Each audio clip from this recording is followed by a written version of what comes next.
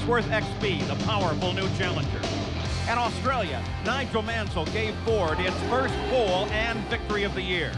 On the Phoenix Oval, the Chevy dominated with both Fittipaldi and Paul Tracy until they crashed, each while leading. And Mario Andretti took the win for Ford Cosworth. Chevy angrily attacked the Long Beach streets in the hands of Paul Tracy. It would start a string of road course wins for Chevrolet. Ford held the front row at Indianapolis, but it was Emerson Fittipaldi's experience and Chevrolet that took the win, chased by 6 Ford engines. Nigel worked past Raul Boesel on the closing laps on the Milwaukee Mile, giving Ford a 1-2 finish and a clean sweep on the miles. Chevrolet teammates Danny Sullivan and Al Unser Jr. battled at Detroit. Danny and Chevy won. The power battle was now tied at 3-all. On the Portland road course, it was a head-to-head fight. For Mansell, it was too much power too long, and Chevrolet won again, this time with Fittipaldi. At Cleveland, Tracy outdueled Mansell for a Chevrolet win. In Toronto, Paul Tracy outraced his teammate Fittipaldi. Chevy took the top 5 positions in the race for their 5th consecutive road course win. In overall victories, Chevrolet was beginning now to pull away.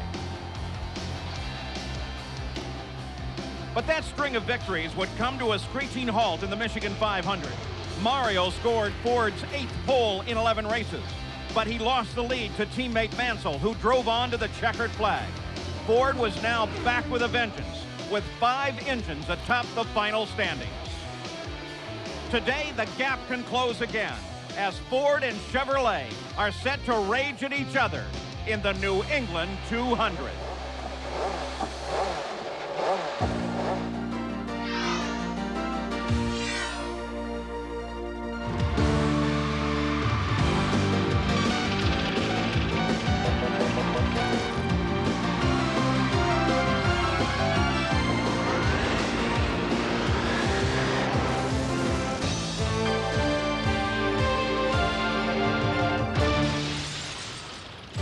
New Hampshire International Speedway, Loudon, New Hampshire, the New England 200. A great race course for spectators and a tough 1-mile oval.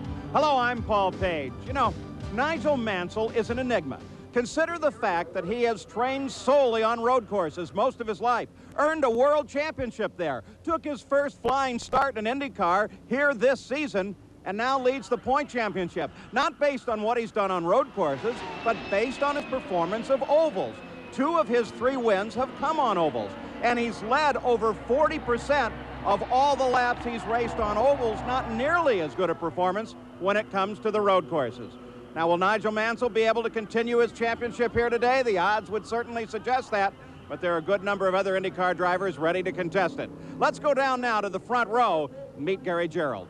Paul, this is the 5th time this year that Nigel Mansell has earned one of those precious bonus points on the road toward the IndyCar Championship. He starts here at the pole, and he does it by a mere 0.006 of a second. That's not even the blink of an eye. The bitter irony for the man who starts alongside, Raul Boesel, he did go faster in his warm-up lap. He sits here in the cockpit now. Down here in front of the cockpit along the side pods, concealed by blankets right down here, side pod deflectors. This team thinks it's giving them an aerodynamic benefit in this all-important race. Keep in mind, Raul, second to Mansell in the last mile race at Milwaukee, second to Mario Andretti in the first mile race at Phoenix.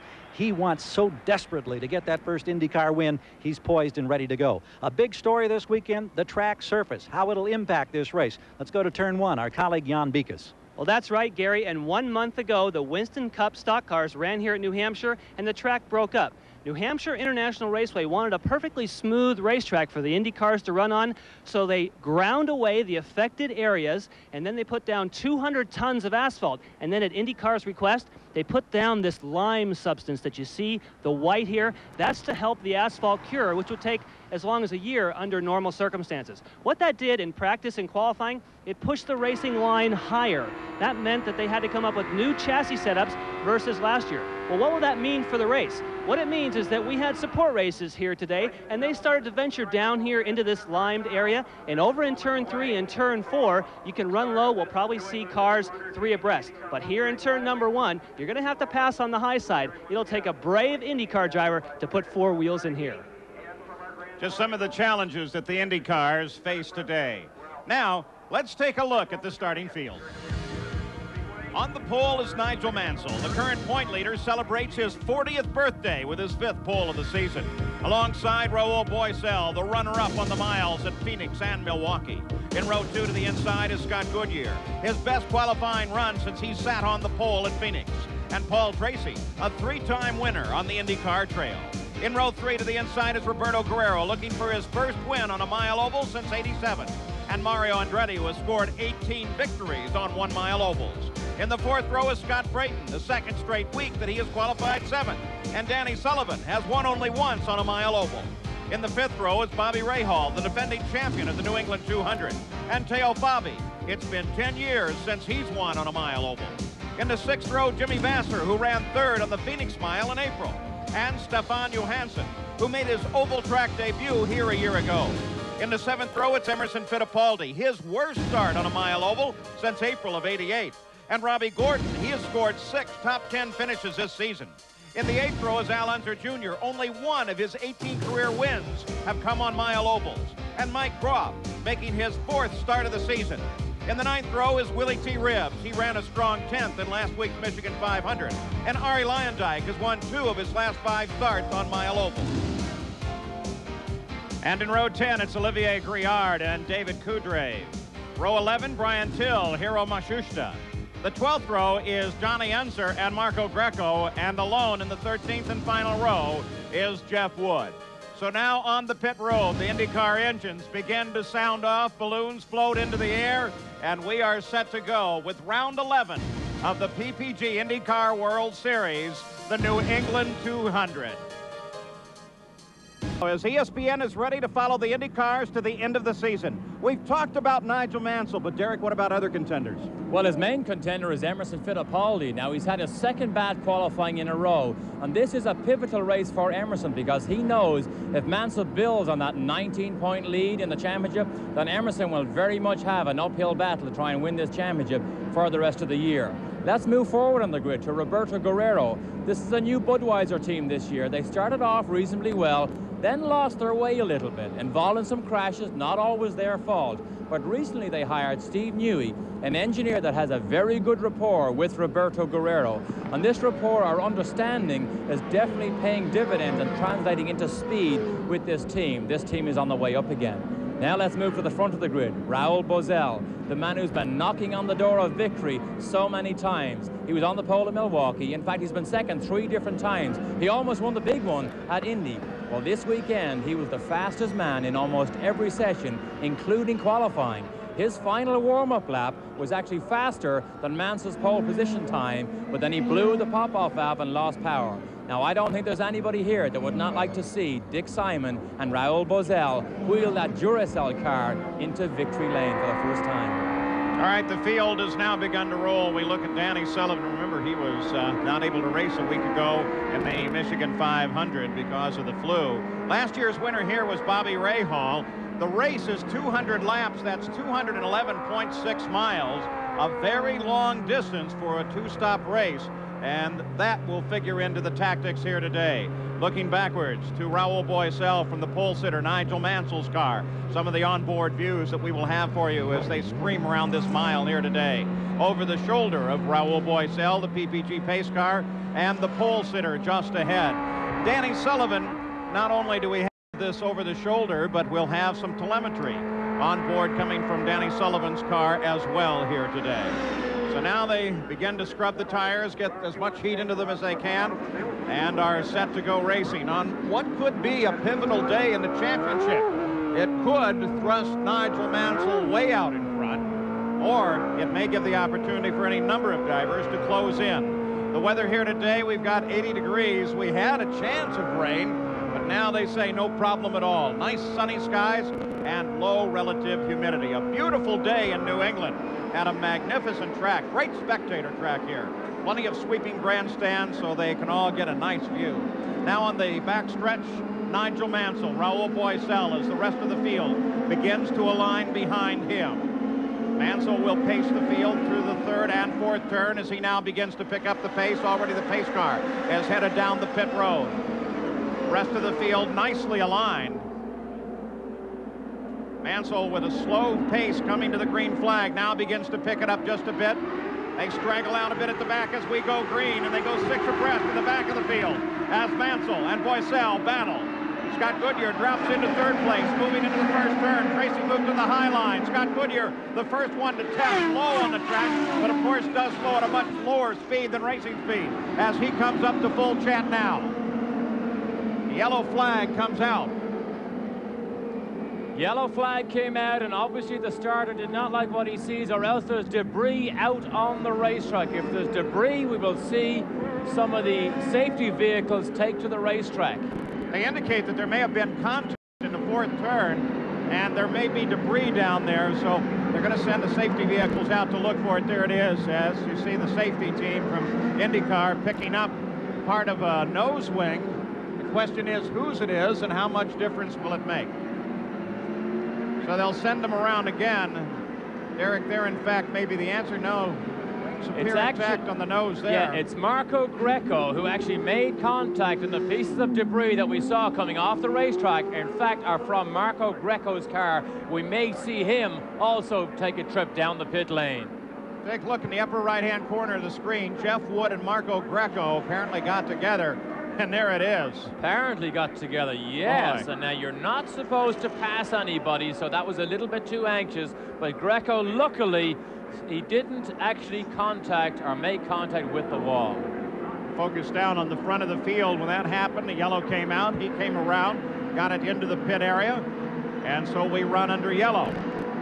With Mansell, followed by Boiselle, then Tracy, then Scott Goodyear, and Roberto Guerrero.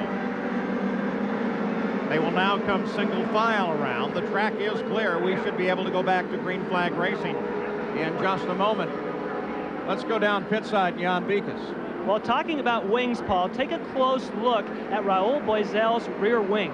He has what's called a cascade wing, and you'll notice that on Nigel Mansell's car, it has a single plane wing. What that means is that Raoul Boiselle has set his car up for more downforce in traffic. So wings could play not only part of this yellow flag, but the victory of this race. But the cascade wing, Derek, that should mean more drag and therefore not as high a terminal speed. Danny Sullivan ran this cascade wing during practice, and he was 6 miles an hour slower down the front straight here. He took it off immediately, thinking he was not going to be able to give up that much speed. Boiselle reckons that during the course of these 2-hour races, if he can maintain the grip in the corners, he thinks he will more than compensate for that little bit of drag down the straight. PPG pace car gives the signal 1 more lap to go as we look at Raoul Boiselle. The same signal coming from the starter stand, so on the 4th lap we will return to green flag racing. Marco Greco spun at the back of the start. That brought out the yellow on the 1st lap. Lights go off on the pace car, a signal to the field behind that they will now go back to the green flag. And Nigel Mansell, for the first time in his IndyCar career, has led the opening lap on an oval. Remember at the Michigan 500, he was so powerful. Will that be repeated here today? He makes that turn off 4. Lessons learned, picks up the pace. And we go green again.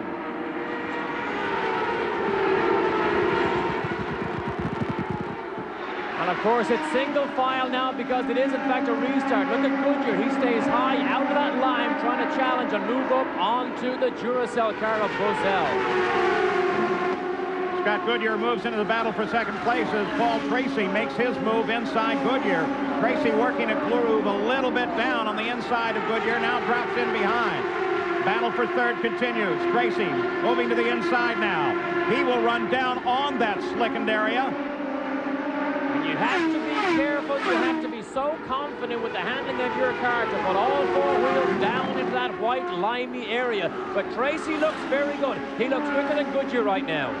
Paul Tracy able to work the low groove. If there was any concern about it, it should be drifting away now as he is able to keep pace and actually get a little bit ahead in the first corners on Scott Goodyear. But then Goodyear works 3 and 4 better and is able to get ahead of Tracy. The ongoing battle for 3rd. And we saw a clear picture there of horsepower. Tracy was actually alongside, right through here, gets alongside Goodyear. And watch what happens. Look at this. Goodyear draws away. He's got more power than Tracy, or less drag down this front straight. Goodyear does not have that cascade wing that Bozell has. That's why he's quicker down the straight. So the ongoing battle for third place continues between Scott Goodyear and Paul Tracy, the two Canadians at it once again. The two that have made this sport so incredibly popular in Canada now. Tracy looks to the inside. Paul Tracy, with his wins this year, used to be able to go anywhere he wanted in public with no problem. Now they know him everywhere in Canada, and they love him for making his mark in the Indy cars. You're in corners for so long on oval traffic. You can afford to wait and bide your time. You don't have to jump and try and make an over-aggressive move. But look at Tracy, constantly has a little look down the inside of Goodyear. You'll get a glimpse from time to time, too, of Mario Andretti and Scott Brayton. Andretti just moving around Brayton and able to close now on Roberto Guerrero in a battle for 5th place, as Tracy continues to worry Scott Goodyear.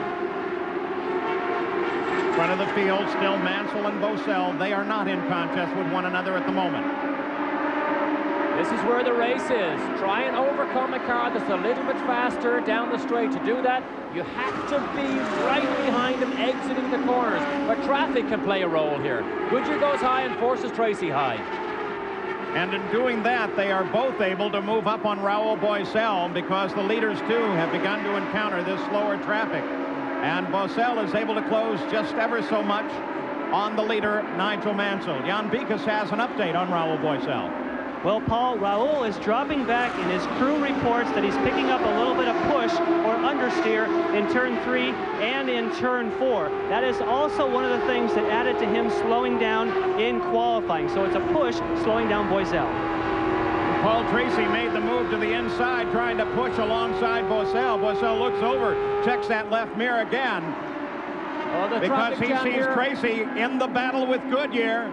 And Tracy's pushing down to the inside of Goodyear now. Look at this as they come side by side. Great wheel-to-wheel stuff. But look, Goodyear is quicker down the straight again. Tracy cannot pull it off. It's not much, but just enough to make a difference.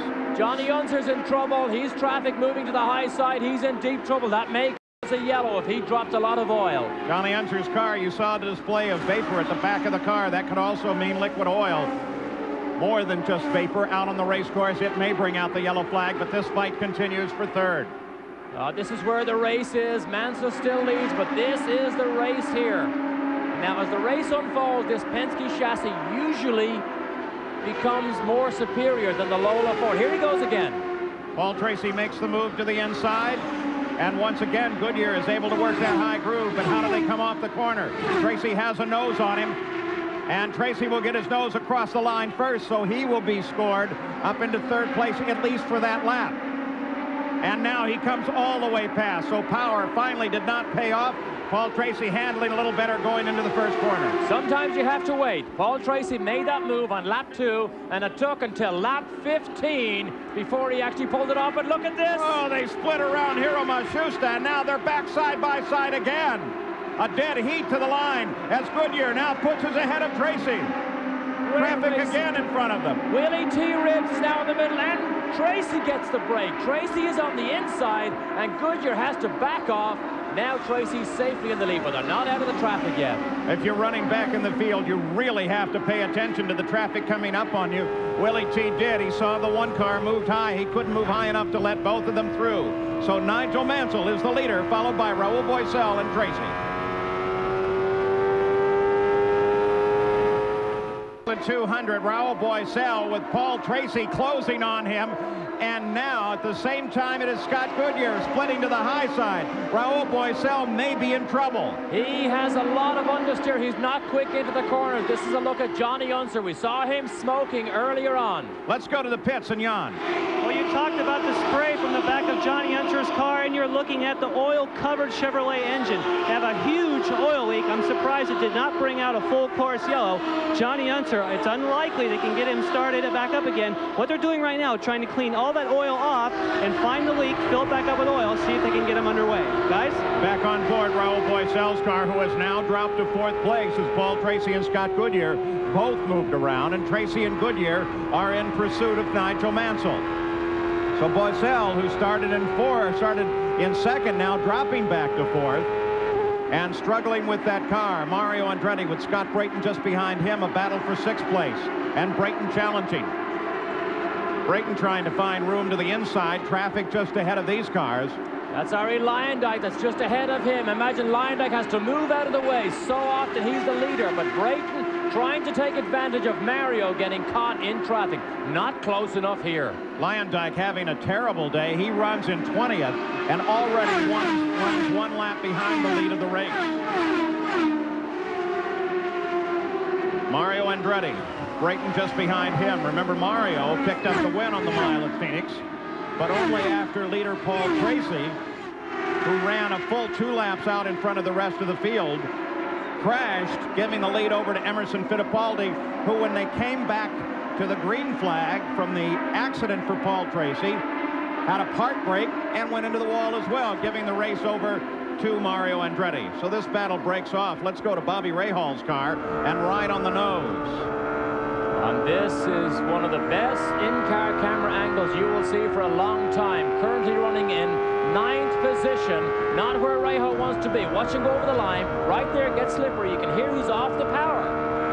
Now he gets back on the power, drifts it wide up into the groove. But Rahal got this car very late, remember, doesn't have the type of test time other people have, and doesn't enjoy the type of success he did, particularly last year. All right, at the same time, let's go to the front of the field and ride on board with Nigel Mansell. Traffic just ahead.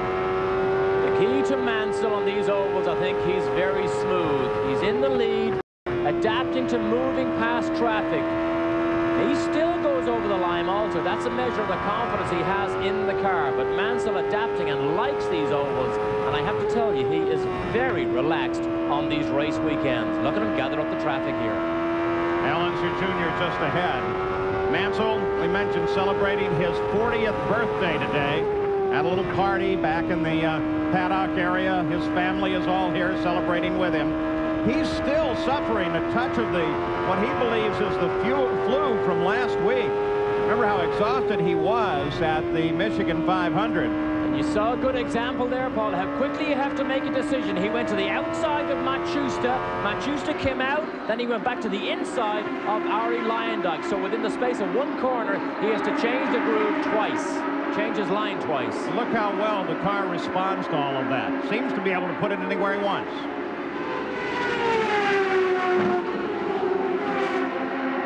Now Raul Boisel beginning to handle up Scott Goodyear and gets back around Goodyear.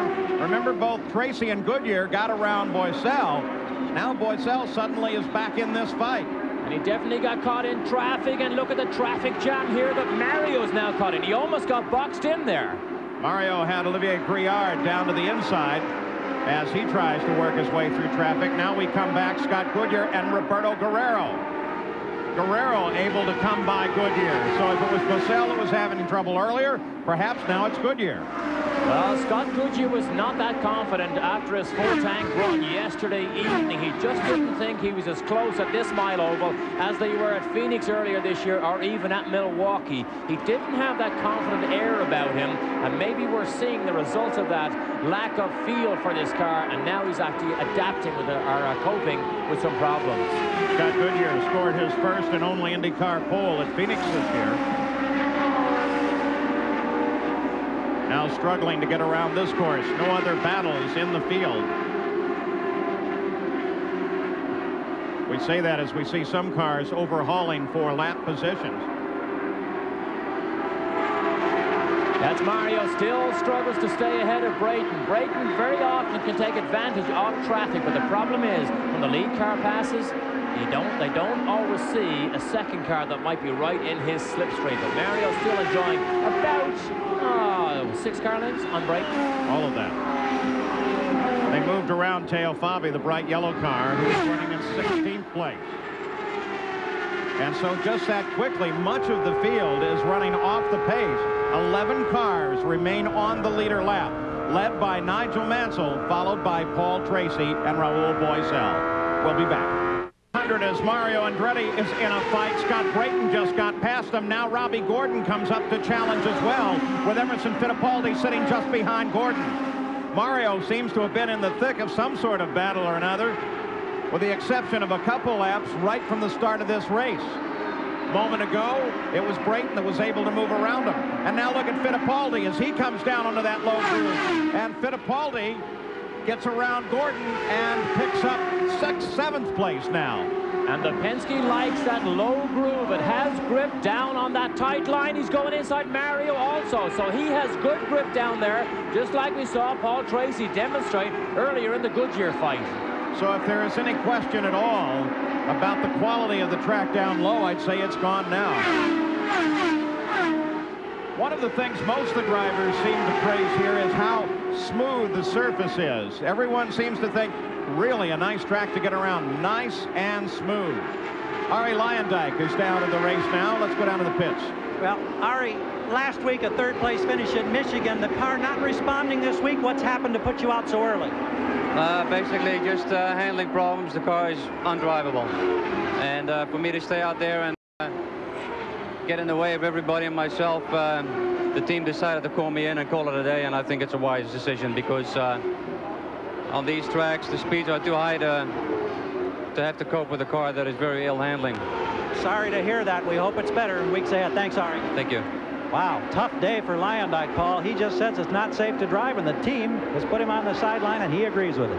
Good piece of sportsmanship by both he and the team crew. Now, speaking of speeds, fastest lap of the race has been turned by the leader of the race, Nigel Mansell. And there is Paul Tracy as he makes his move on the leader of the race. I was going to say Nigel's been running at 160 miles an hour, and so is Emerson Fittipaldi. Then Mansell's speed dropped off, and now Paul Tracy moves to the lead. And again, we see Tracy runs right down low across that line. It doesn't seem to affect this Penske. Oh, look at the traffic jam here. Where's Mansell? There's Mansell on the outside. It gives Mansell an advantage as he closes right back on Tracy's wing. Let's go to Jan Beekes. Well, Paul, we talked earlier in the race about downforce. One thing that all the teams concede, the Lola teams, the Penske does have a little more downforce. That's why we're seeing Paul Tracy and Emerson Fittipaldi move up so quickly. The Penske chassis, a little more downforce. That's why they can run lower than the Lola. Paul? Also, I spoke to Paul just before he jumped into the car. He said one of the reasons this car is so good over long periods, it does not wear its tires out as quickly as the Lola. That's why as these races progress, these Penskes come nearer and nearer to the front. And remember what we saw Penske or Tracy do at Phoenix? He was 2 laps clear of the whole field before he made that mistake with Jimmy Vasser. Paul Tracy now threads his way through traffic as Nigel Mansell tries to catch up. This is the view from onboard Bobby Rahal's car. Let's take a look at that pass one more time as they worked their way around Danny Sullivan, and Paul Tracy just jumped up high and blew right past him. Well, that is as definitive an outside move as I have seen for a long time. Mansell protected the inside line, and Tracy said, okay, I have grip down there, but the outside line was wide open, and in a flash, he had the lead. And of course, in all of that, you saw that they were able to get around Mario Andretti, Nigel's teammate, who now runs in 10th place, Bobby Rahal, who now runs in 9th. All those cars are a lap behind the new leader of the race, Paul Tracy. Now it's Goodyear. It's match. Oh, here, 3 wide again. One of the comments after last year's race was how easy it was to run 2 and sometimes 3 abreast, particularly into turns 3 and 4. That's what we saw right there. Cars in the middle, one goes low, one goes high. Look at Robbie Gordon as he battles with the leader of the race. And now Paul Tracy is able to move away. Robbie Gordon, a lot of people wondering about what his future may be for next year. A.J. Foyt, the car owner, says, well, I've got an option on him for next year. I like what he does, and I think I'm going to exercise that option. Robbie Gordon says he's not sure about that option. Michael Cranifer says he is definitely going after Robbie Gordon if he puts his complete new IndyCar package together, which in fact is not, I don't believe it's done yet. We approach what the racers call the silly season. Actually, we've been full out in the silly season. It started about a month early, but mostly with conversation. It's like once the first seat becomes available, we're probably going to see people change everywhere. Now Roberto Guerrero, who runs in 3rd place, he was able to get around Boiselle and chases Nigel Mansell, who is in 2nd. They had hoped in this Budweiser team that with the addition of Steve Newey, they could get this team to another level. Well, it seems to be working because Guerrero is more consistent now. He was actually fastest at one time in the sessions here on Saturday, and now showing during race conditions here that he's back up to his old form, because Guerrero has won these 1 mile ovals in the past. Look at this, wheel to wheel, and he's on the line. Car must feel good. Derek, what is it so special about people like Newey that they can suddenly get a team to come together and begin to perform? Well, rapport is probably a word that covers a lot of areas, but rapport or understanding is Steve Newey knows what Guerrero is saying. He knows what he likes, and he can almost feel as if he's in the car himself.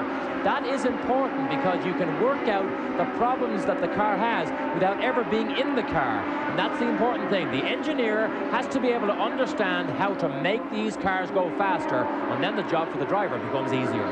Further update on Roberto. Here's Gary. Here in his pits, Paul. On the wall, Joe Flynn calling the shots. John Dangler here as a partner to Kenny Bernstein. They love the way the car's handling. They do not plan any changes on the first pit stop. Remember, his best this year, a 5th place early in the season at Long Beach. They think they've got a chance to be on the podium today. And if you're thinking podium, why not think about winning it? A lot of optimism here for Roberto Guerrero, one of the truly nice guys of this sport. Paul Tracy continues the lead. 52 laps are now complete. The first pit stop should be about 13, 14 laps away. And at this speed, it'll come up quickly. We'll be back. At the New England 200, where Paul Tracy is the leader of the race and working his way through traffic almost constantly now as the rest of the field is spread out. No one in direct contact with one another at the moment. Tracy is 2.5, nearly 3 seconds ahead of second place Nigel Mansell. There are only 5 cars on the leader lap. Paul Tracy, Mansell, Roberto Guerrero, Raul Boesel, and Emerson Fittipaldi. 54 laps are into the record book, now 55, and so we should be a little over 10 laps away from the first stop of the race. And running with only 1 yellow, we take a look at Raul Boesel trying to hold off a charging Emerson Fittipaldi, who has been steadily working his way up through the field and now begins to work on the 4th place car. Starts to the inside and just that easily has passed him, using Sullivan as a bank shot to get down to the inside. And it wasn't even a challenge because Emerson so easily went down the inside. But here we are now. Have a look at the telemetry here. And the first thing to look at is the throttle position. On the right side, he's on full power. Full power, and watch how much he comes off. Almost right off the throttle, gets on the brakes. Now he plays with it. Look, dab, couple of little dabs. As soon as he knows the car's straight, bang, straight back on. Now watch the speed. 166, 7, 8. A lot slower than they were in qualifying here. So you have RPM, speed, lateral G's. That's another very interesting thing to have on the race car. It gives you an idea of the physical forces on a driver. As we take a look at this Chevy telemetry, look at the lateral G's increase. And it comes on very sudden as he turns into the corner and sustains all the way through that corner. And of course, lateral G's, G's being gravity, the force of gravity. Lateral means sideways. Now watch the graph here. Look, goes up to 1, 1.5, 2 G's. That means twice the force of gravity, double your body weight is pulling you sideways as you go around the corner. That's why, of course, drivers have to use neck straps because their neck muscles are physically not strong enough to hold the head and their helmet up. Marco Greco has given up the run as well as he pulled off the course and behind the wall. As we approach the pit stops, what's the strategy in, say, the Penske pits? Let's get an update from Jan Vikas. Well, Paul, the strategy right now is to maintain the original strategy of going with a 2-stop race. If cars do not make it to lap 67, you cannot make this race in 2 stops. Both Emerson Fittipaldi and Paul Tracy are going to be on pit road on the very same lap. They're separated enough on the track, they think they can get away with it. Lap 67, Penske will be in.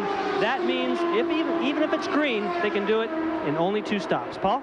That's 6 laps away as Paul Tracy. Now, is he perhaps on his way to a repeat of his performance at Phoenix, a race that would surely have been his had it not been for what appeared to most premature move on the slower car of Jimmy Vasser, where he ducked under the inside, lost the back end, and caught the wall. Emerson Fittipaldi now closing on Roberto Guerrero. There's Guerrero, the red and white car, just ahead. Well, the Penske freight train in race conditions over these long runs is again proving to be much more superior than the Lolas. So Roberto Guerrero is going to have his hands absolutely full in about one lap. But I don't think it's going to be much of a challenge because Emerson has closed this gap incredibly in only about 2 or 3 laps. Watch what happens under... Oh, look at this. Acceleration out of the corner. Emerson is so much earlier on the power and blows by him. No contest. There's Fittipaldi now into 3rd place as he has steadily fought his way up through the field. And look how fast he pulls away once he is around Roberto Guerrero. Again, echoing what Derek Daly suggested earlier, and that is that the Penske cars do not appear to use their tires nearly as much as the Lolas do. In fact, there's almost the appearance that the Penske cars get better the further they go. They certainly get faster as the fuel load lightens. Now, the next one up the road, of course, is Nigel Mansell. There's Johansson moves aside, not happy with his Penske. It's exactly the same chassis as Emerson Fittipaldi is in, obviously with not the same setup. Got an idea with the serial scoring graphic there of Fittipaldi's gradual move up through the field as he comes up to overhaul 8th place Bobby Rahal and put him yet another lap down.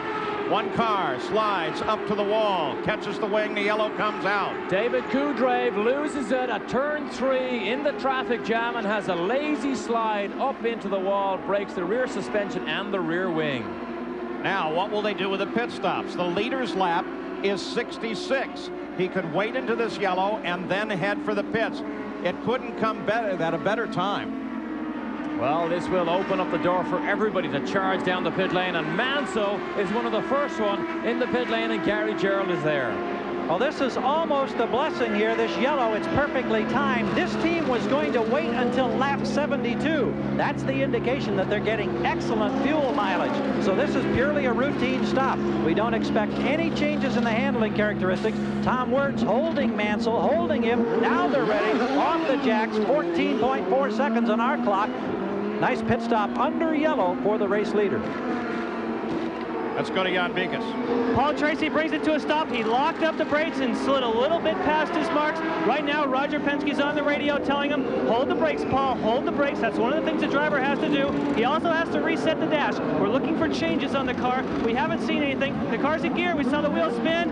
Has to turn very hard around Rahal. He's underway. From the overhead shot, you saw that when he got hard on the brakes, he was well past his stop marks at T that is set in the pits. Now Mario Andretti, as they work on his car. Raul Boesel is in the pits too. He picked up the lead of the race, of course, when Tracy came in and Mansell came in.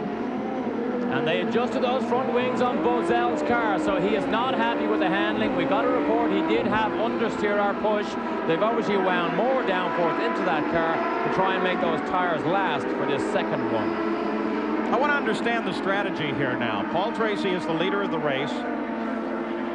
The question is whether or not, before we look at the crash, the question, Derek Daly, is why, if you were Roger Penske, and you know that a car is into the wall, there's debris out there, why wouldn't you just carry until the end of the yellow, since your car is so powerful anyway, and then stop it?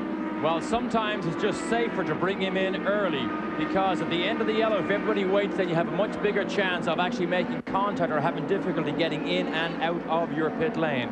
But Roger Penske very seldom makes mistakes in situations like this, and he will know that Kudrave's car is still against the wall. All right, here is the situation that put David Kudrave into the wall. Just a quick little loss and up against the wall. You see, he gets it sideways. That's Rahal we're looking from. It's a slow, lazy slide. He jumps on the brakes, but now he's out of the groove in the gray. No option but to just back it up. I don't think he hit the wall too hard, but he did break that right rear suspension as he walks away, having run in a very good 13th place. So David Kudrave obviously okay, but terribly disappointed as he walks away from the New England 200. And under yellow, Nigel Mansell is back in. The team has cleared the David Kudrave car off of the race course. The PPG pace car makes its turn into the pits, and we go back to racing once again. Roberto Guerrero ducked into the pits just as the yellow came out, and as a result, he is sitting here out in front of the field in danger of being lapped by the leader of the race, Nigel Mansell. Guerrero runs in 5th place. Mansell, the leader, followed by Tracy, Fittipaldi, Boesel, and then Guerrero, owing to his position, is in peril. Roberto Guerrero needs to run like a rocket here because he can get a lap down so easily. He needs a yellow, but it probably won't come. But again, you see how different a line Mansell takes. He's inside him here, and he's outside him down at 3 and 4. Nigel works so gently with that car. Last week at the Michigan 500 too, he lost about 8 pounds during the run of the race to dehydration. Looked at him this morning, he still didn't look that strong. And here's the two Penske's coming here. Look at this. Tracy is well able to let things settle down a little bit because he knows how good this car is relative to the Lolas after about 15 laps. You got a glimpse of Mike Groff there coming out of the pits. He was in and out because of a stop-and-go penalty issued by the officials for pit speed violation. Pit speed limit here today is 80 miles an hour. You start inching much above that, get to 85, you're going to come in for a stop and go. It's controversial, the rule, but it does work, and it is implemented because of safety reasons. They do not want to have crashes in this pit lane, and that's what they're trying to avoid. The pit speed. Jan Bikas, you have an update? Well, Paul, you're talking about 80 miles an hour, and then 85 is when they'll pull you in. They have a slightly different system here this weekend. They have 2 stationary guns, and then they have 3 people that are roving. In other words, they now all communicate by radio, and if you have one gun that's a little bit high on a driver, like one guy who runs 86, but all the other guns are okay, they're going to let that slide. It looks like Mike Groff was the only one to fall victim to that this time. Another quick note, they have tried laser guns, but it turns out that Indy cars don't get picked up on laser like our road cars, so they have to stick with radar. Paul? Smaller fronter profile. While we have you, Jan Bikas, the radar guns themselves, they are recalibrated for these much higher speeds, are they not? Well, they don't have to really recalibrate them, Paul, because they're only running 80 miles an hour in the pit lane. And another thing that Derek Daly can tell us about is that holding an Indy car at 80 miles an hour is a lot harder than holding your street car at 55. So they have them slightly tuned. Yes, Paul, remember, they're only running 80 in the pits. Believe it or not, they have to practice running at 80 miles an hour because they can't run cars that slowly. Normally, what you do is you select a gear, maybe it's 2nd or 3rd gear, you pick the rev range that you know you're not above 80 miles an hour. And that's what you watch as you leave the pit lane because there are no speedometers on these cars. I know an Indiana State Trooper that said you were practicing 80 miles an hour. Unfortunately, it was on an interstate, wasn't it? No, it was in the pit lane. Pit lane practice. Nigel Mansell leads it. Paul Tracy second, Fittipaldi third, but look at the Penske cars as they close down in an ongoing battle now for second place. Fittipaldi is in a closer fight for this championship over Mansell. There has never been team orders here, but Paul Tracy, remember, could still win this championship if he throws another few wins together. He hasn't had the consistency, but boy, he has had the speed.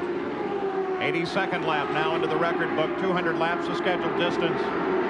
It's not a full 200 laps, 200 miles. It's actually a little further in distance, 211.6 miles. That's stretching the 2-stop race, but at the moment, owing to the yellow, the second one of the day that came out when David Kudrave hit the wall at just precisely the right time for all the pit stops, it should now be, without question, a 2-pit-stop race. First one's already complete. Look at this here, Paul. Look at this here. Fittipaldi is clearly faster than Tracy. There will be no challenge here. You can't jump your teammate. Here he goes. So Fittipaldi moves into second place and now can set sights on Nigel Mansell. His only about 2 seconds ahead. Take a look at Nigel Mansell, who sits in the lead of the race. There he is. We'll look for the interval now. And there comes Fittipaldi and Tracy. So there is no cushion whatsoever between first and second. And Fittipaldi should gobble that up pretty quickly. Fittipaldi still running the fastest laps of the race at 164.7 miles an hour. Average speed of the race, 136.8, well over the record. Let's go to Jan. Well, Paul, when we saw Emerson Fittipaldi move by Paul Tracy, it's because when they made their pit stops, they made no changes on Paul Tracy's car, but they changed the stagger, the rear stagger on Emerson Fittipaldi's car. That's what's brought him up to speed and able to run faster than he did previously. No changes on Tracy's. Paul? Stagger so critical on a course like this, and boy, is it paying off for Emerson Fittipaldi. Look at him close down. Inside line. Not just close down. Look at how he moves to the inside of Nigel Mansell. Mansell gets caught high behind Hiro Mashushita. Oh, it's not over yet. Mansell still has, he has the advantage, stays on the high line, but Emerson has his number. Emerson knows he is much quicker than Mansell. Fittipaldi got caught up by a slower car as well, and now Paul Tracy comes back to battle with Fittipaldi, but he'll get caught behind Mashushita. First, second, and third, all in a line. The Penske's are faster, but Mansell is a great street fighter at trying to use traffic to his advantage. He did it just there. Paul Tracy finally gets clear of Mashushita, moves down to the inside, and once again Nigel Mansell has to deal with some traffic ahead. We look back from Mansell. Here's his nightmare. The Penske gets bigger and bigger in his mirror. There's traffic again. Look what happened here. Emerson got caught in traffic again and lost about 2 or 3 car lengths. But every time Fittipaldi loses a little momentum, he is able to drive right back to the rear of Nigel Mansell's car. Here's the inside line again. Look at this. He makes up 2 car lengths on that inside line all the time. That's Willie T. Ribs moves. No, he doesn't move. He stays to the outside. On an oval track, the faster drivers don't like to see you move around a lot. So if you are in the high line, they like you to stay there, and then the pass is up to them.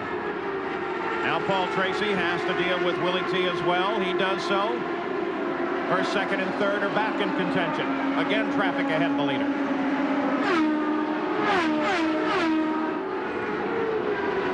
That's Guerrero now right ahead of Mansell. So Guerrero did manage to hang on.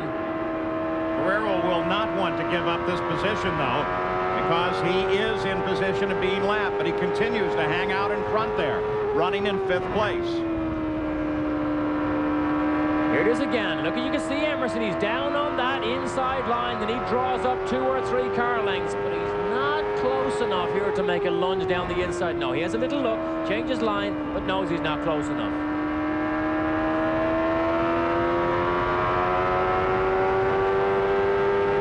Fight for the lead in the New England 200. Now you can see how close Fittipaldi truly is. That onboard camera tends to push the car following back just a little bit, but Fittipaldi is most definitely right there, and so for that matter is Paul Tracy. And that's Guerrero right ahead of him, so Guerrero I don't think is going to make things easy. He will not move over to let Mansell by, because remember, that puts him another lap down. And they all have traffic to handle. Just in front of them, Stefan Johansson now in front of Roberto Guerrero.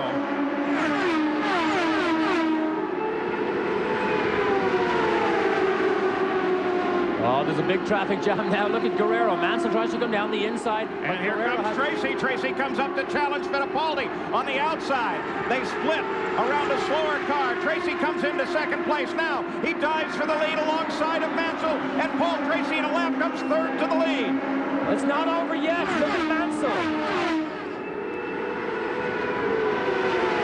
Tucks his nose in, moves to the inside.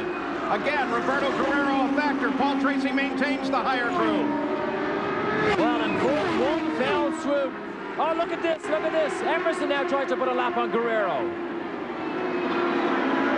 Tracy moves around Guerrero. Mansell still moving up high on him. Fittipaldi still close. There is such close wheel-to-wheel racing. When you're lapping people here in ovals, you have to be so careful not to move offline. But Paul Tracy, such a decisive move to move past Fittipaldi and then slice past Mansell, gave him no recourse or no reason or no way to come back on him.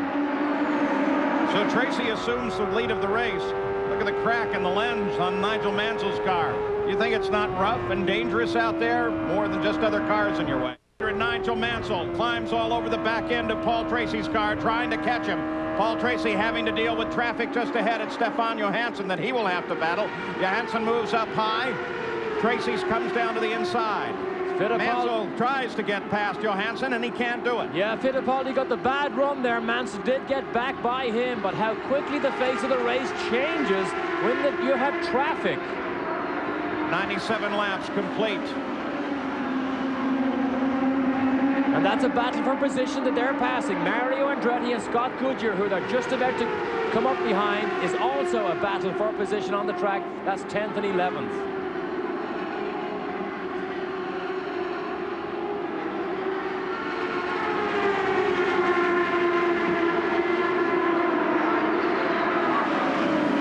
So Paul Paul Tracy now begins to pull away. Fittipaldi still the fastest car on the racetrack, and the race average coming up at 139 miles an hour. That's 6 miles an hour faster than the record set here last year by Bobby Rahal at 133 miles an hour.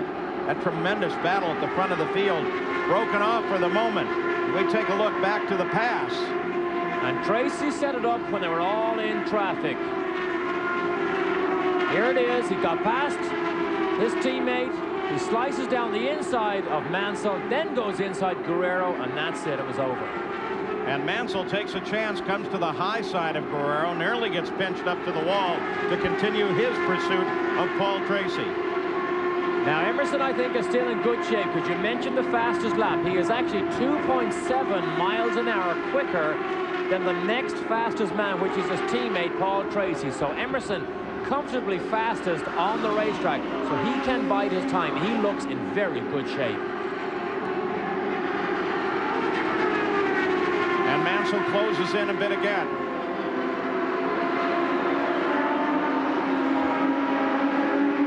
This is a great fight. This is what Mansell likes.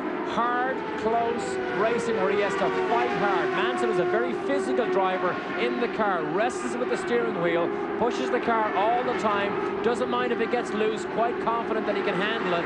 But this is the type of fight that he likes, and it's often the type of fight that he wins. Mansell was 8/10 ahead at the line on the last lap. He is now closed 3.5 on that. It's just a tick over 4/10. And it was like this before the last round of pit stops, and Mansell managed to get back into the lead. Maybe he's thinking of a similar move in the pits for the next stop. Paul Tracy's been very competitive on the 1 mile ovals this year, but he's crashed while leading both at Phoenix and at Milwaukee. We asked Paul, did he learn from these experiences? Well, I think so.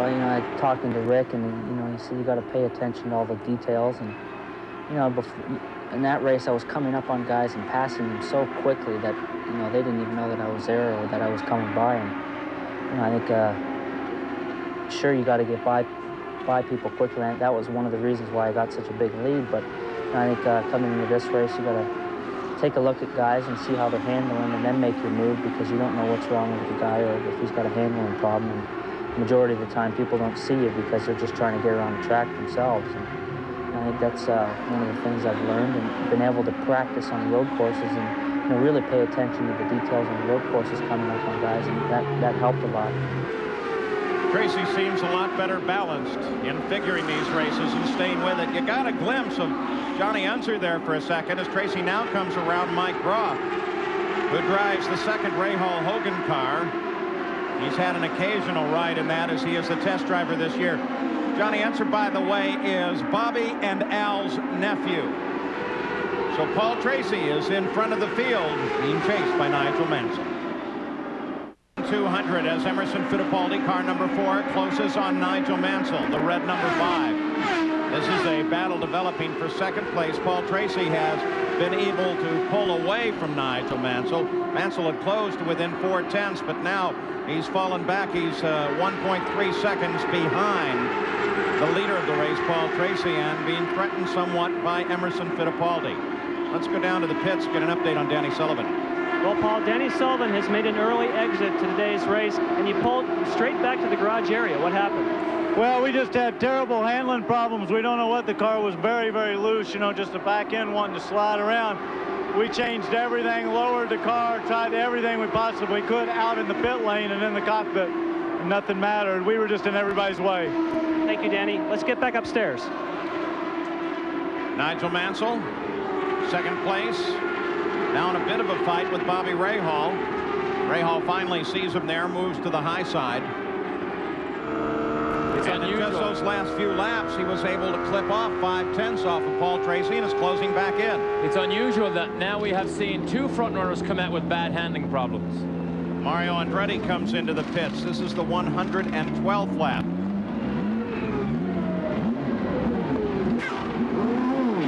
Mario Andretti, only 41 laps since his last stop, so he needed some changes on that car.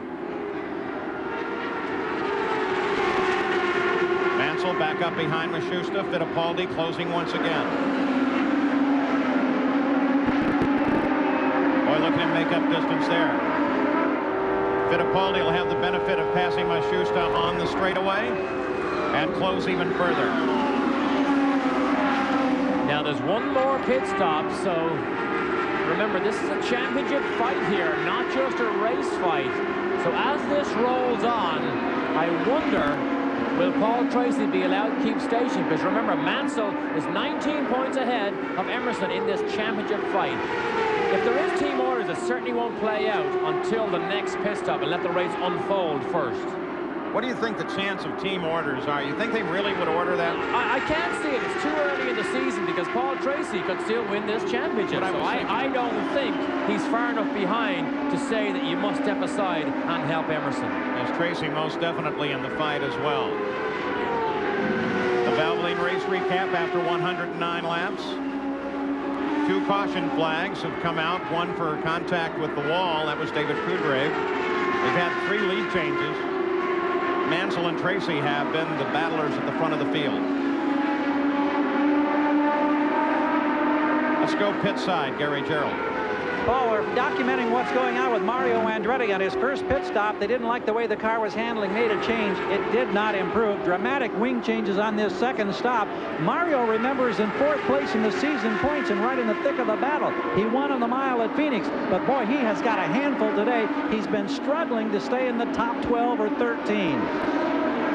Now look at that interval change. Here comes Mansell closing in again while Fittipaldi closes in on him. Well, Mansell just did the fastest lap that he has done in the race a couple of laps ago, 164 miles an hour average. That is only 0.7 of a mile an hour slower than Emerson. So Mansell is not in too much trouble out there. We saw them make that wing adjustment. He obviously likes it.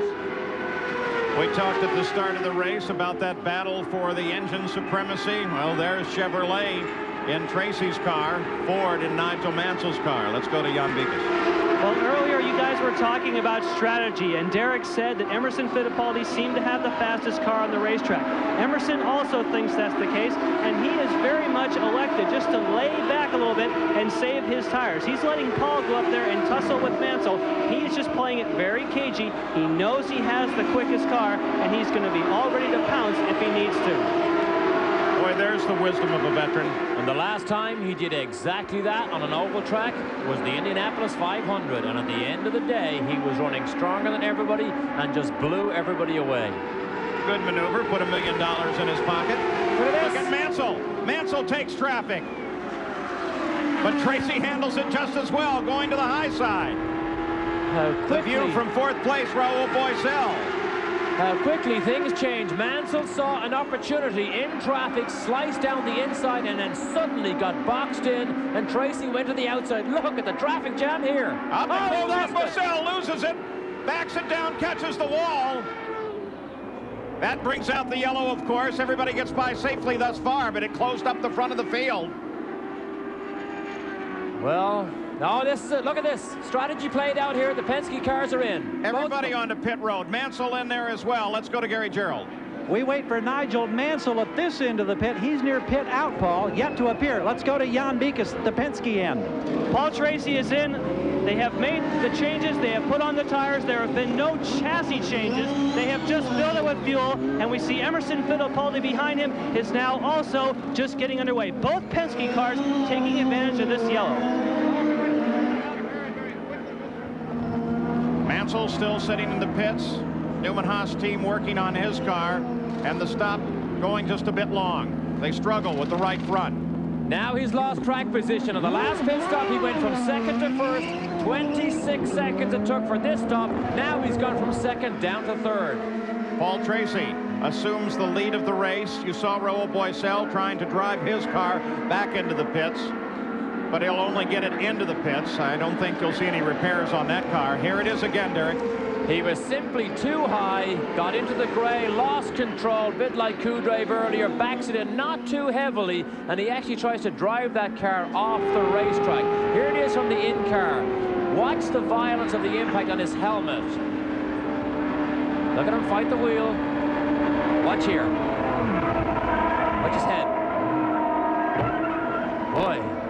We said he hit it lightly. No, I don't think so. That might have been it heavier than we even anticipated. But Raul Boisel is okay with a 13-second pit stop. Paul Tracy made it in and out of the pits and took the lead. We're under yellow. For the third time today, here's the reason Raul Boisel caught the wall on the backstretch. Quick little spin, back the car in. We look at it once again as he was running in traffic. In a traffic jam, loses grip, doesn't manage to stop the car, and backs it in. Doesn't look that dramatic here, but this gives you an idea of what happens.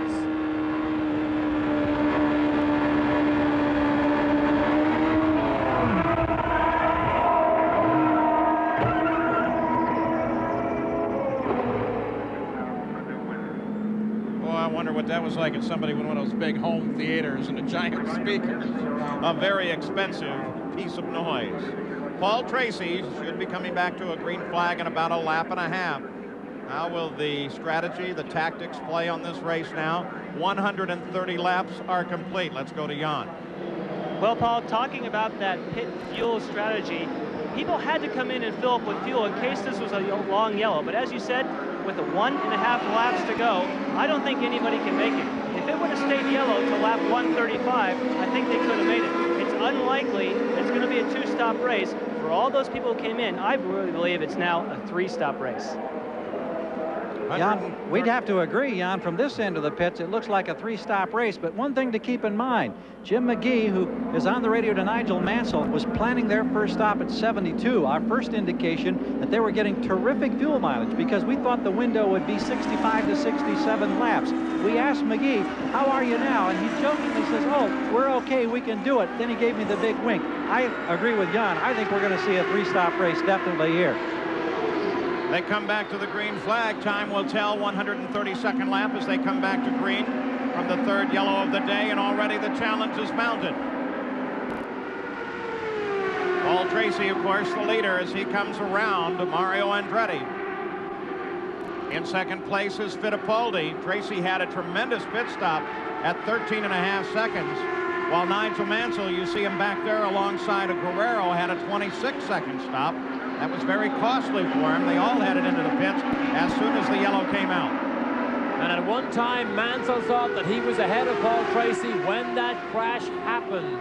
In fact, he really wasn't. Tracy was the leader, and Tracy went straight to the pit. It didn't make any difference because of that lengthy pit stop that he had. Mario Andretti, they just overhauled, runs down in 15th position. Had handling problems early in the race. They haven't fully been able to correct that problem. And as the race unfolds, the further back Nigel Mansell is, the easier it is for Roger Penske to make a decision on the championship and team orders. If Mansell is third or fourth or further down, then there's no reason to even think about team orders and trying to help Emerson. Of course, part of the question, too, as Mansell and Tracy battle, is who picks up that extra point for leading the most laps. The battle is between them right now. Raul Boisel will leave here with no points. He runs in fourth right now. He'll leave with 98, having earned none. Mario Andretti, if he stays in position, will also earn no points and remain in fifth place. There's still that three-way battle between Mansell, Fittipaldi, and Tracy at the top of the points fight. Robbie Gordon and Al Unser Jr. embroiled in a battle here. They've been side by side for the last 2 laps. We picked them up here. Gordon just about gets the edge. He's running in 5th place. You can see that there. But Al Jr. relentless in race situations, having had a terrible weekend, qualifying way worse than he ever likes to do. Stefan Johansson, Scott Goodyear, Scott Brayton. They all run together, though not in contest with one another. Brayton running 6th. He qualified 7th, so he's running it right about where he qualified. You see Teo Fabi there. We haven't seen much for him. Mike Groff is there, right behind his boss, Bobby Rahal.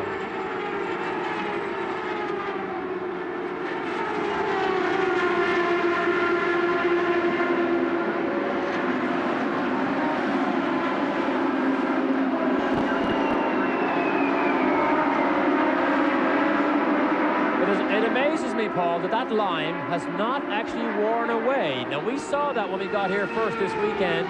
We've had Busch Grand National Cars race on it. We've had Support Series races, Indy Cars practice, and it did not actually wear that away. I mean, really was a surprise to everybody here. Of course, we had no rain at all weekend to help the situation. Hiro Matsushita, he runs in 16th place. As we take a look at the front of the field again, the battle in the Penske cars. They've changed the pronunciation again. They've given it to us 4 or 5 different ways. Now it seems that they have settled on Matsushita. They started the year with Matsushita. But he is the Japanese driver. Hiroyuki, by the way, his first name. Not Hiro. Hey, Hiro's a perfect name for a racing driver. So at the front of the field, the battle is still between the Penske cars, and Paul Tracy just put an extra lap on Nigel for the points. We move ahead in the action in the New England 200, a battle in the Indy cars, both for the race and a battle for the championship.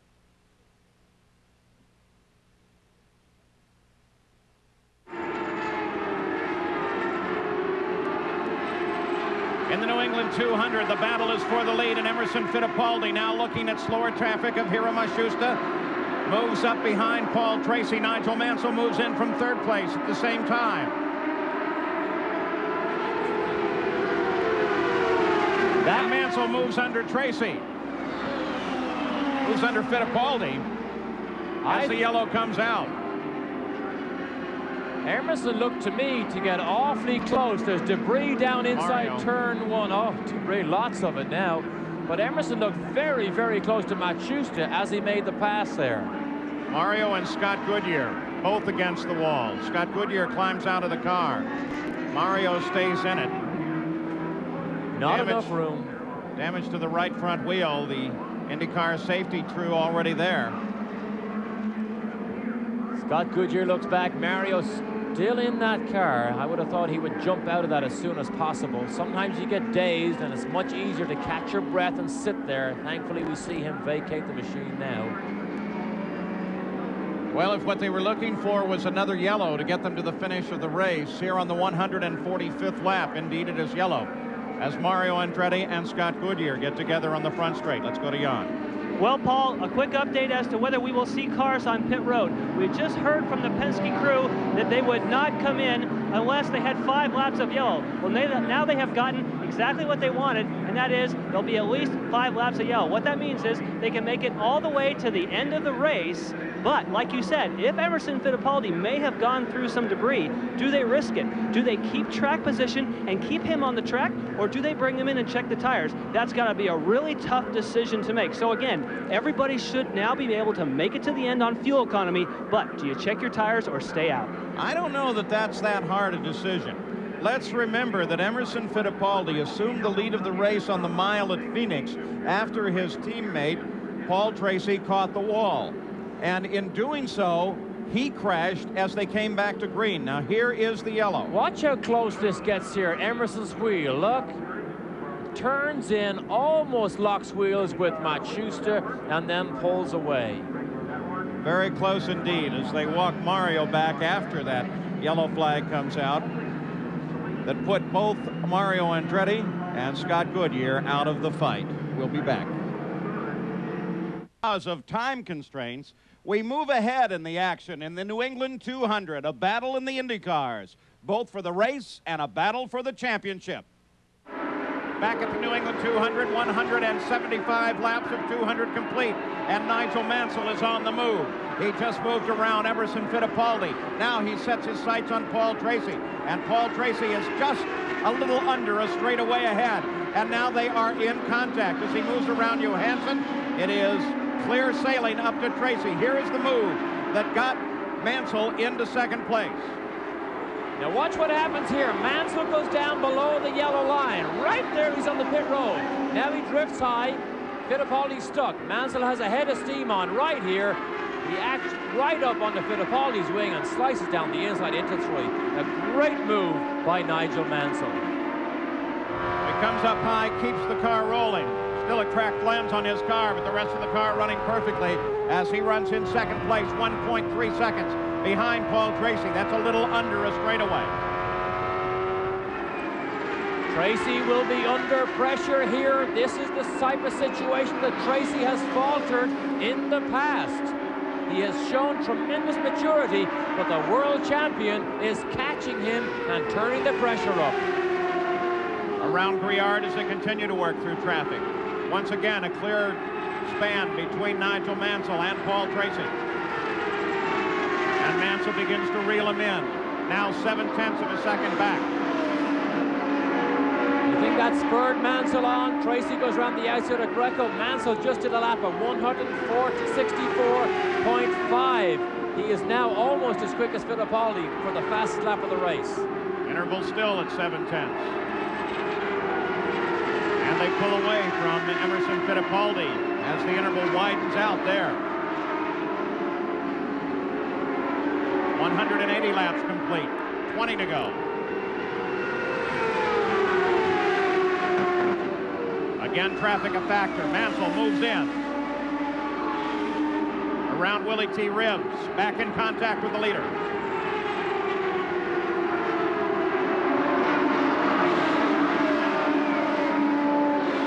This is what it's all about. The last lap, again, he was a little bit quicker than Paul Tracy. Now Paul Tracy throws one in a bit quicker than Mansell. So very evenly matched here.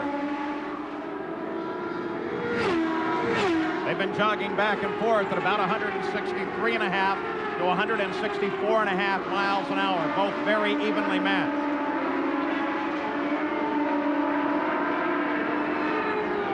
Might joke on the radio to his crew, but it's no joke now. But Roger Penske obviously staying in close contact through the radio with his driver. He called the shots for Paul Tracy.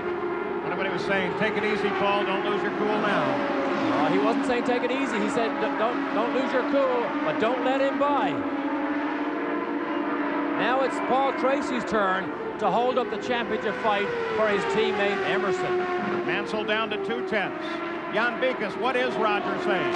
Well, Paul, what he's saying is Paul, go ahead and put your car on full rich and put it in 5th gear. In other words, give it everything you have. We have enough fuel. Go for it. And we'll have to see if Mansell can stay with him. The 5th gear reference is a gear with a little bit more torque. Drops it down a gear, and he uses more revs. He moves the power band higher. More power, and you need more fuel to make more power. They seem to think they have enough. This, I bet looks like Mansell has probably done the same. This is a great fight. Now traffic again. Mansell using a little higher line than Tracy. Around Fabi, closes on Groff.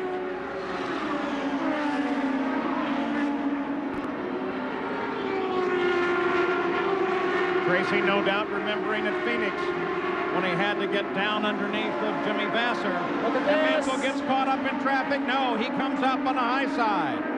But for the moment, the battle is broken off, and Paul Tracy is still the leader. New England 200, as Nigel Mansell now has to defend his position from Emerson Fittipaldi. He got slowed down as he moved into traffic with Teo Fabi and with Robbie Groff trying to catch the leader of the race, Paul Tracy. That cost him. He fell 1.5 seconds behind Paul Tracy, and in doing so, it gave Fittipaldi the opportunity to close. Now all three run on the home straight together. Oval track racing is so much about momentum. As soon as you get boxed in and have to come off the power, you lose that critical momentum. Suddenly, Mansell went from challenging from the lead to defending his 2nd place from Emerson Fittipaldi. Oh, look at this. Tracy around the outside of Ray Hall. And encounters Scott Brayton running a little slower just ahead. Brayton locked in with Mashusta.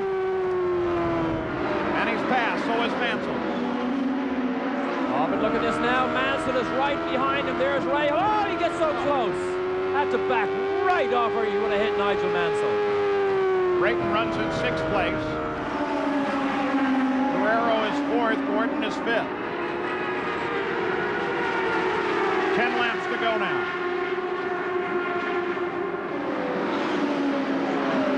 This is the fight that's at the front, and now here comes Mansell. making a bid as he blocks Tracy up in behind Scott Brayton, and he gets beside him, he gets alongside.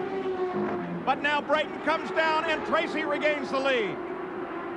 This is oval track racing at its best. Mansell tried to use the traffic, almost pulled it off, but Tracy saw where his opportunity was going to come around the outside of Brayton.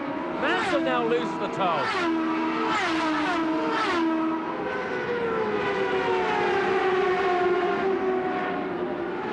Battle broken off again, but Mansell has proven several times now that he is capable of moving in. We have more traffic coming up. Paul Tracy is about to get up behind Alonso Jr. and Willie T. Ribbs, so there is more traffic going to play a hand in this lead battle. So Nigel Mansell continues his pursuit and tries to close on Tracy. We'll be right back. It went from 0 to The New England 200 as Paul Tracy continues to hold off Nigel Mansell. Emerson Fittipaldi waits and watches in third place, about 2 seconds back. Al Jr. needs to stay high. He needs to stay high. He does. Both of them get down the inside. There's more traffic, though. Brian Till is now just ahead of this lead pair.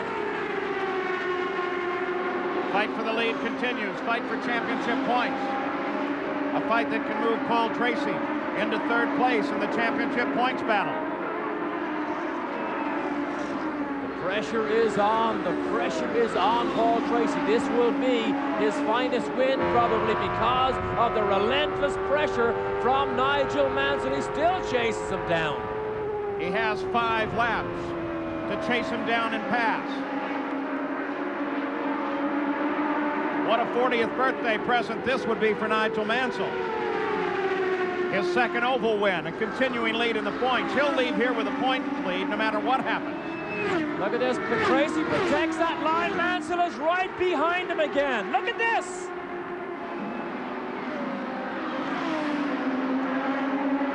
And Mansell swings to the outside. Tracy down low. They dart in and out. They use the advantage of Stefan Johansson, and Mansell takes the lead.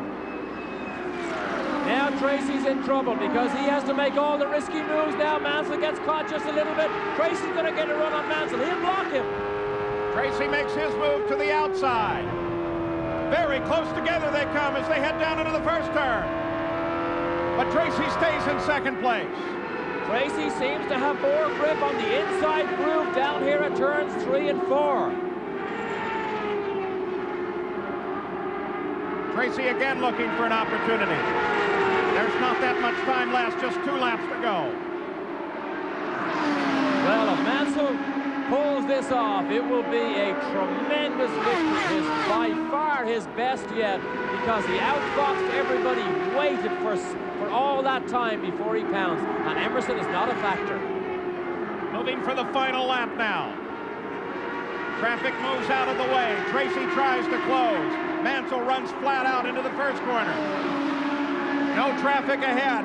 He pulls away from Tracy, going through the second corner on the backstretch now. Heading for the third turn. Nigel Mansell makes the turn in. Tracy has little or no opportunity at this point. And here he comes. Happy 40th birthday, Nigel Mansell.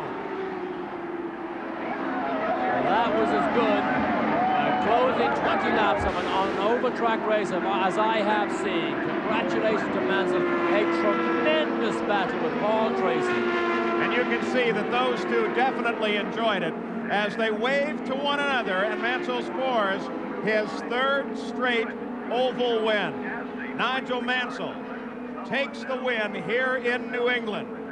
So the Redcoats have come back and they've won. And they did win, and it looked to me as if the Penske had the measure of it, but Mansell waited and waited. He was absolutely relentless, and he pulled off the classic move right at the right time at the end of the race. Congratulations, what a great birthday present. Gary Gerald is down in the Newman Haas pits. Jim McGee, a week ago we talked to you at this point after the Michigan 500, but this has to be maybe one of the most exciting mile races we have ever seen. And me too. I mean, he's amazing. I mean, he can just pick the car up and carry it when he has to. And, you know, I got to give our hats off to our crew and the Texaco and the Kmart people. And Nigel is just doing a fantastic job, and he really loves it here. He enjoys the racing. I mean, he was really looking forward to this dice the last 50 laps, and you know, certainly I think he gave the fans their money's worth. Congratulations. I think it's something like Indy win number 79 for Jim McGee. Well, great. Appreciate it. But it's the team. Great team. Paul? You know, a good area for it to come. Jim McGee comes from this area of the country. All of his old friends happy to see him up here. Look how happy Mansell is as the team all runs over to congratulate him. He hugs every one of them. He appreciates the good work that they do. Paul Tracy almost had it.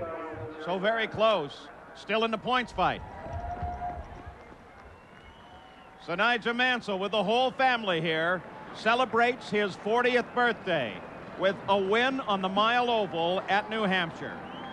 We'll be back to talk with our new winner and continuing points leader right after these messages. Celebrates his 40th birthday in the Yamaha Winners Circle by taking his 4th win of the season. 5 pulls, 4 wins, all in 11 races. And here is the lineup of the top 6 at the conclusion of the New England 200. And then there is the points fight itself as Paul Tracy moves up by 2 positions. So the next race is Elkhart Lake, Wisconsin for the IndyCars in 2 weeks as ESPN takes you to the IndyCar Championship. So long